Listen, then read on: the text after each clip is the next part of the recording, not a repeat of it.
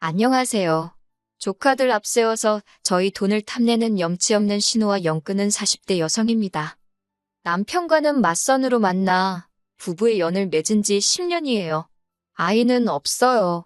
결혼 초에는 가지려고 노력한 적도 있었지만 횟수가 2년을 넘어가도록 노력을 하는데도 안 생기더라고요. 남편이 자기는 아이를 안 좋아한다며 없어도 괜찮다는 말로 저를 위로했지만 저는 도무지 납득할 수가 없었기에 병원을 찾았네요. 남편은 병원까지 가볼 필요가 있냐며 안 내킨다 해서 결국 저 먼저 혼자서 이런저런 검사를 받았는데 저는 아무런 문제가 없다고 하더군요. 설마 싶은 마음에 남편더러 나랑 살 거면 당장 검사 받으라고 아니면 이혼이라고 강하게 나갔습니다. 그제서야 남편이 정말 글자 그대로 병원에 도착해서 진료실에 들어갈 때까지 한숨을 푹푹 내쉬고서야 검사를 받았고요. 그리고 남편의 검사 결과는 충격적이었어요. 남편 정자에 문제가 있다고 하대요. 무정자증이라는 게 원인이 여러 가지인데 저희 남편은 말 그대로 공장이 작동을 안 하는 거래나 청천벽력 같은 소식에 정말 다리 힘이 풀린다는 게 이런 건가 싶었습니다. 남편에게 결혼 전부터 알고 있었는데 나를 속인 거냐 단도직입적으로 물으니 그건 아니래요. 절대로 아니라면서 사람들 시선은 신경도 쓰지 않고 저한테 미안하다면서 차가운 병원 바닥에 주저앉아 우는데 제 마음도 찢어질 듯 아프고 어찌할 바를 모르겠더군요. 그래도 결론부터 말씀드리자면 결국엔 남편을 그리고 저희가 처한현 씨를 받아들이기로 했습니다. 언젠가 저 닮은 딸, 남편 닮은 아들 하나씩 낳아서 가정을 꾸리고 싶은 제 꿈은 비록 이루어질 수 없게 되었지만 남편이 저를 사랑하고 제가 남편을 사랑하는 마음은 그대로였으니까요. 이후로 저희는 저희 나름대로 꿈과 목표를 쫓으며 결혼 생활을 이어갔습니다. 결혼 당시 남편이나 저나 직장 생활을 하면서 모아둔 돈이 제법 있었기에 저희 둘의 힘만으로 신혼살림을 시작했어요. 사실 시댁이나 친정이나 자식들한테 손을 벌리진 않으셨지만 그렇다고 니들 써라 하고 목돈 척척 내주실 상황도 아니었거든요. 한편 남편에게는 위로 3살 차이 나는 시누이가 있었는데 시누이는 저희에 비하면 이른 나이에 시집을 갔어요. 시누이 나이 23살에 대학 졸업을 앞두고 아이를 가졌거든요.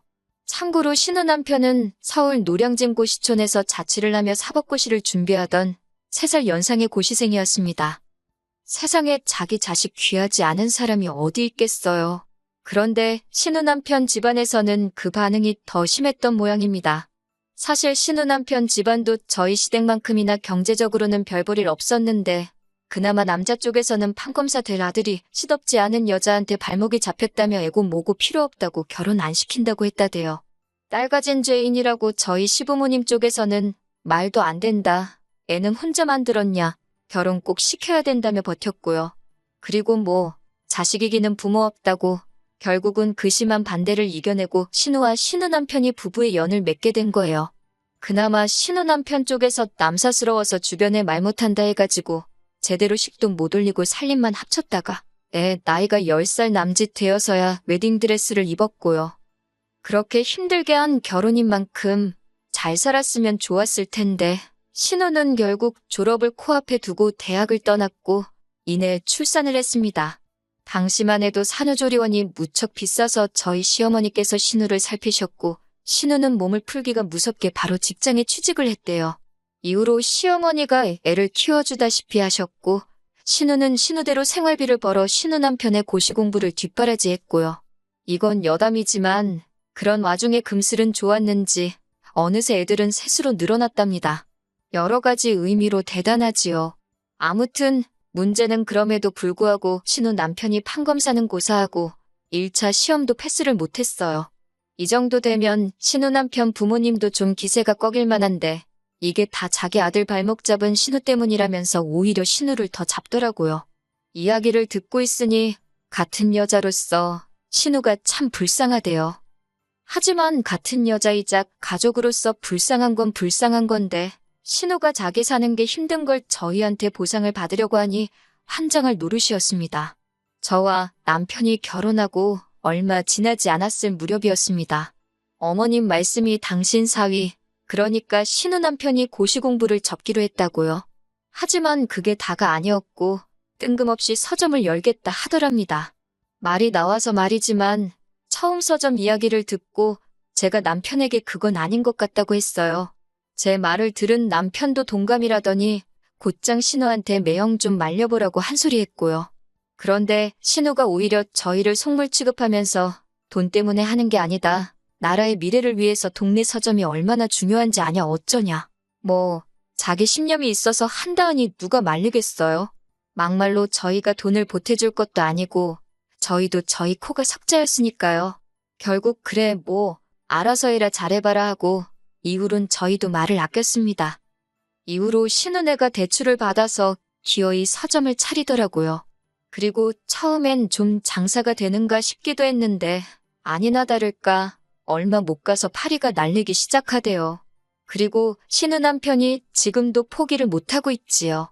신우가 못 빠지게 회사에서 돈 벌어오면 그걸로 서점 빵꾸나는 거에 메꾸고 사실 말이 좋아 서점이지 이제 오만 잡동사니를 다 가져다 팔아요. 그나마 지방인이 버티고 있지 서울이었으면 진작에 나가떨어졌을 겁니다. 한편 그렇게 제가 남편하고 결혼한 지 한 3년차 되던 때였어요. 설명하자면 긴데 일단 결혼할 때부터 남편과 저는 이미 명절을 어떻게 보낼지 서로 상의를 해둔 상황이었습니다. 한 번은 친정 먼저, 다음엔 시댁 먼저, 명절마다 순서를 바꿔가자고요. 그리고 그날은 친정에 갔다가 명절 당일 저녁에 시댁에 왔지요. 참고로 저희 시댁은 제사가 없고 남편의 무정자증이 밝혀진 이후로는 시부모님이 저를 소위 건들지를 않으셨네요. 오히려 제 눈치를 좀 보셨다고 해야 하나. 아무튼 명절 당일 저녁에서야 도착한 시댁에서 하루를 자고 이튿날이 되어서야 신혼의 가족을 만나게 되었습니다. 애들이 새해 복 많이 받으라고 인사를 했고 저도 애들 손에 10,000원씩 들려줬어요. 어차피 애들 선물 따로 사간 것도 있었고 그런데 이 모습을 본 신우가 저더러 이야기를 좀 하자며 불러내더라고요. 솔직히 신우에 대해서는 진작부터 안타깝고 그런 마음도 있었지만 동시에 관계가 관계인지라 어렵고 불편했어요. 그래서인지 신우와 단둘이 이야기를 하려니 긴장까지 되더라니까요. 그런데 신우가 꺼내놓은 이야기는 굉장히 황당하대요. 저더러 불편해하지 말고 들으라더니 저번에도 자기 애들한테 10,000원 주지 않았냐면서 왜 매번 애들 용돈으로 10,000원을 주냐고 10년 전 이야기임을 감안해도 그 나이대 애들한테 10,000원이 적다고는 생각하지 않았거든요. 그리고 돈을 애한테 10,000원 줬을 뿐이지 매번 옷이며 신발이며 과자며 안 해준 게 없어요. 말이 나와서 말이지만 가족들끼리 모여서 외식을 해도 돈은 항상 저희가 냈고 명절이고 어머님 아버님 생신 때도 저희 부부만 용돈을 챙겨드렸습니다. 하다못해 신우 생일 때도 빠듯하게 사는 게 안쓰러워서 제가 따로 30만 원씩 챙겨줬고요. 그런데 애들 용돈이 적다는 걸로 지적을 받는다는 게 황당하더라고요. 이런 제 속을 아는지 모르는지 신우는 계속해서 자기 하고 싶은 말만 이어갔는데 한다는 말이 요새 애들도 돈 좋아하고 5만 원짜리는 더 좋아한대요. 그리고 어차피 애들은 금방 크니까 쓸데없는 물건 사오지 말고 그거 다 현금으로 계산해서 달라나요? 마치 연속으로 뺨이라도 맞은 듯 정신이 하나도 없었습니다. 하지만 신우는 저녁에 잃지 않고 그놈의 기분 나쁘게 듣지 말라는 소리와 함께 자기 동생 그러니까 제 남편이 저랑 결혼하기 전에는 그렇게 조카들한테 각별히 잘했는데 저랑 결혼하고 나니까 딱 바뀌었답니다. 그러면서 덧붙이기를 어머님께 들었는데 저희는 이제 애 키울 일도 없고 따로 돈 들어갈 곳은 없지 않냐 그러는 거예요. 하지만 조카는 셋이나 있으니 얼마나 다행이냐면서 조카들도 자식들이다 생각하고 신경 좀 써달래요. 그러더니 절 보면서 죽으면 그 돈 다 짊어지고 갈 거 아니잖아. 그러는데 진짜 신우만 아니었으면 얼굴에 침이라도 뱉었을 겁니다. 정말이지 지금이야 애 없이 사는데 익숙해지고 묻어내졌지만 그때는 정말 신우가 하는 말 한마디 한마디가 제 심장을 후벼 파는 것 같았어요. 결국 집에 오는 길에 차 안에서 펑펑 울었습니다. 남편더러 해주고도 욕먹는 것도 억울하지 않냐. 그리고 뻔히 당신 때문에 애 못 갖는 거 알면서 어떻게 나한테 그런 소리를 하느냐고. 그리고 무엇보다 당신은 그런 신우한테 나한테 그런 말 하지 말라 소리도 못하는 천치냐고. 남편한테 그렇게 큰 소리를 낸 건 그때가 처음이었지요. 조금 과장해서 남편이 무정자증임을 알았을 때보다 더 어이없고 더 화가 났다니까요. 남편도 남편대로 자기 누나인 신우한테 꽤나 열이 받았던 모양이 돼요. 결국 남편과 신우가 크게 다투었고 이후로 남편은 시조카드를 만나게 되더라도 이따금씩 5만 원 안쪽으로 용돈을 주는데 그쳤고 선물을 해준다던가 밥값을 내준다던가 소위 호구짓은 안 하더라고요. 그리고 그렇게 몇 년을 살다가 얼마 전 신우와 다시 부딪히게 되었습니다. 참고로 신우는 여전히 사는 게 그저 그래요. 신우에게 전화가 왔는데 하는 말이 큰애가 이번에 수도권에 있는 대학에 합격을 했다고요. 뭐 달리 해줄 말이 뭐가 있겠어요? 어쨌든 힘든 시절 다 보내고 이제 대학생이 된다 하니 기특했고 외숙모로서 축하한다고 했지요. 그러자 신우가 이번에도 맨입으로 그러는 거예요. 황당했지만 속으로 한 50만 원 정도 주면 되나 그러고 생각하는데 신우가 덧붙이기를 그동안 조카들 용돈도 거의 안 줬으니 돈 많이 모았지 않냐고 그래요. 그러면서 이번에는 용돈 한번 크게 준다 생각하고 대학교 입학금하고 첫 학기 등록금을 해달랍니다. 자기가 대충 계산해봤는데 대략 500만 원이면 될 것 같다고요. 어이가 없어서 제가 그걸 왜 해주냐고 그게 첫 대답이었습니다. 그랬더니 신우가 아니 그럼 뭐 또 몇만 원 주고 땡치려고 했냐고 빈정거리는 거예요. 제가 10,000원을 주건 100만 원을 줬건 그건 주는 제 마음 아니냐 했습니다. 막말로 조카들이래봤자 명절날 보면 고개나 까딱하고 그나마도 못 보는 해에는 외삼촌인 저희 남편이나 외숙모인 저한테 명절 잘 보내시라고 인사도 하나 없는데 무슨 정이 얼마나 있다고 그 큰돈을 턱하니 내놓고 싶겠어요. 500만 원이면 제 한 달 월급도 넘는걸요.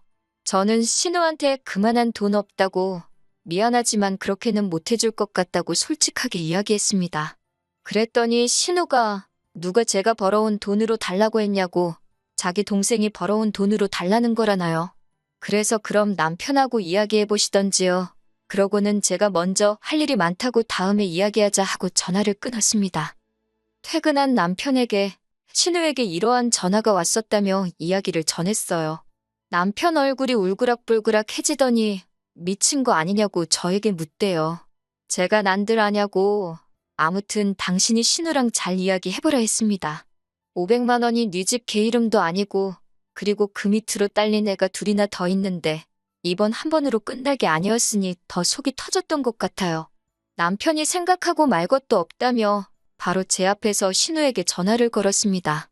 스피커폰으로 통화를 하는데 남편이 등록금이 말이 되냐면서 신우더러 왜 이렇게 뻔뻔하냐고 뭐라 하더라고요. 그러자 신우가 한다는 말이 너네는 직장 다니면서 결혼했으니 나처럼 어렵게 시작한 것도 아니지 않냐. 그리고 둘이서 그렇게 돈 벌어서 다 어디다 쓰려고 그러냐. 만난 거 먹고 좋은 거 두르고 사는 건 사치지만 조카의 앞날에 투자해주는 것은 인정이고 도리이지 않냐고 따지대요. 남편이 그런 신우더러 번지르르하게 말은 잘한다면서 인정이고 도리고 그것도 내가 내켜야 하는 거라고. 그리고 나는 돈 어디서 거저 벌었냐고. 나도 개같이 직장 생활해가며 번 피 같은 돈이라고 악을 쓰대요.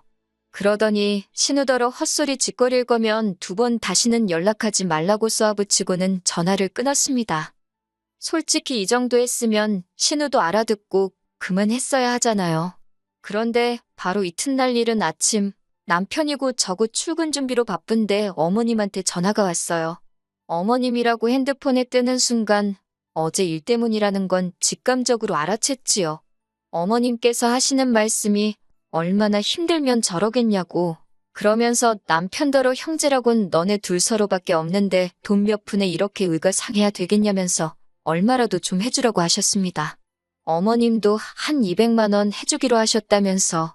그러자 남편이 어머님더러 어머니도 이런 말씀 하실 거면 전화하지 말라고 하대요. 그러면서 신우도 웃긴다고 능력이 안 되면 낯을 말지 뭐 한다고 셋이나 줄줄이 나와서는 여기저기 용돈을 구걸하고 다니냐. 그리고 어차피 우리는 애도 못 낳으니까 있는 돈 나눠 쓰잔 식으로 말했던 거 잊지 않고 있다며 어머님이 무슨 죄라고 거기다 대고 화를 내더라고요. 사실 저도 대놓고 용돈 달라고 한 거보다 어차피 너희는 애도 없지 않냐면서 어쩌고저쩌한 그 소리가 마음에 한으로 맺혔어요. 그래서 이후로는 내 재산이 지들 재산인 줄 아나보지 싶어서 더 꽁꽁 감추고 안 쓰고 싶더라고요.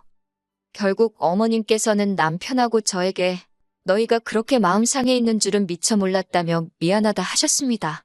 내키지 않으면 어쩌겠냐고 도와주지 말라시대요. 저렇게 사는 것도 지복이고 이렇게 사는 것도 저희 복이라면서 그러면서 부모로서 이러지도 저러지도 못해, 도와주지도 못해서 미안하다 하시는데 그건 그거대로 또 갑갑하고 답답하더군요. 그래도 어쩌겠어요. 다들 남이 해결해주지 못하는 문제 하나는 가슴 안에 품고 살잖아요. 결국 신우와 저희 사이는 완전히 틀어져 버렸습니다. 이 와중에 생각한 50만 원을 준다는 건 이거나 먹고 떨어져라로 보일 수도 있으니 가당치도 않은 일이었고, 그렇다고 달라는 대로 해주자니 그건 뭐 생각할 것도 없이 싫었고요. 그렇다고 신우가 자기가 저희에게 실수했다고 생각하는 것 같지도 않고, 어떻게 사이를 풀어보려고 노력하는 자체가 의미가 없었어요. 남편은 이렇게 살다가 기회가 되면 다시 보고 사는 거고, 아니면 마는 거라며 저더러 너무 심각하게 생각하지 말라대요. 솔직히 마음이 편하지는 않지요. 하루는 그까짓 500만 원 없어도 사는데 그 돈이 뭐라고 남매 사이가 저렇게 틀어졌나, 내 잘못인가 싶어서 그냥 줘버릴까 그런 생각도 들다가, 또 하루는 우리가 그 500만 원을 어떻게 모았는데, 그리고 지가 우리한테 돈 맡겨놨나, 너무 괘씸하다 싶고, 그래도 나서진 않으려고요. 남편이 어련히 알아서 잘 해주리라 믿으렵니다.